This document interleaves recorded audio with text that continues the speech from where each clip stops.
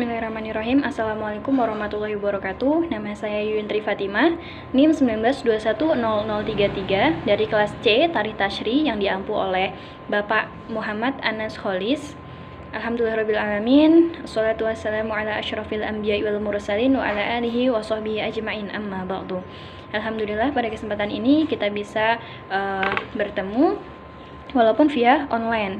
Nah, di sini saya sebagai kelompok 1 akan menjelaskan tentang pengertian ruang lingkup, manfaat serta tujuan tarikh tasyri. Nah, yang pertama ini adalah pengertiannya. Tarikh di sini artinya adalah catatan tentang perhitungan tanggal, hari, bulan, dan tahun, atau lebih sederhananya adalah riwayat atau sejarah. Nah, kemudian menurut istilah ialah pembentukan dan penetapan perundang-undangan yang mengatur perbuatan orang mukallaf dan hal-hal yang terjadi tentang berbagai keputusan serta peristiwa yang terjadi di kalangan para mukallaf.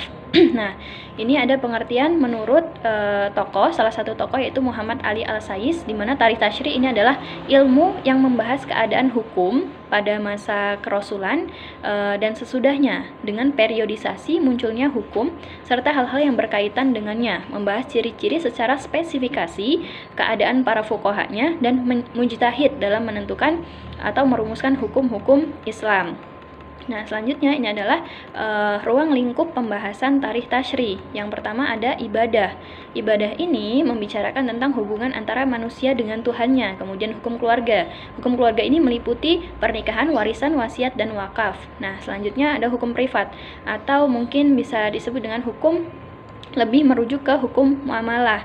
Nah, di sini hukum ini berisi tentang pembicaraan hak-hak manusia dalam hubungannya antar manusia dengan manusia.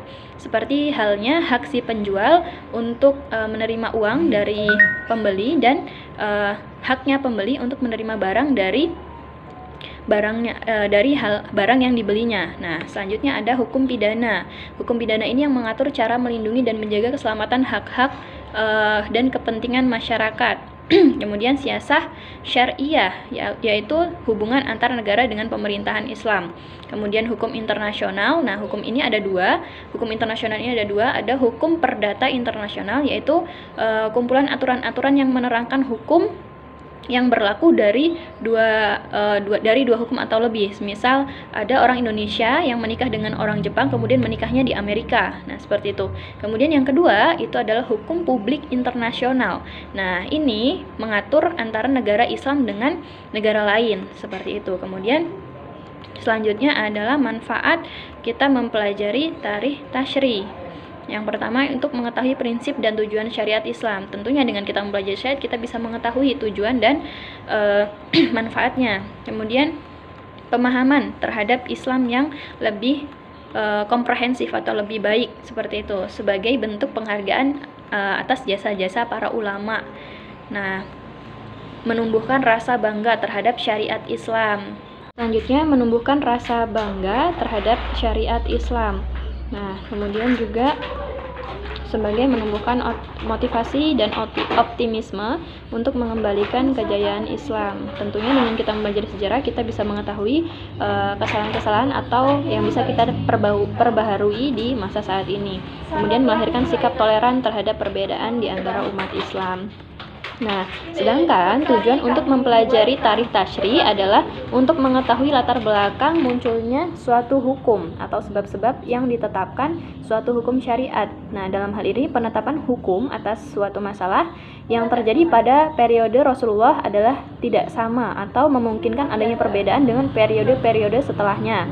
Untuk mengetahui dan mampu memaparkan sejarah perkembangan hukum dari periode Rasulullah sampai sekarang, nah, maka dengan ini kita harus mempelajari namanya tarikh tasyri untuk meningkatkan pengetahuan terhadap hukum Islam dan juga untuk membangkitkan semangat. Tentunya juga dengan mempelajari tarikh tasyri ini kita mampu mengetahui perkembangan syariat Islam. Nah, sekian penjelasan dari saya. Wabillahi taufiq wal hidayah. Wassalamualaikum warahmatullahi wabarakatuh.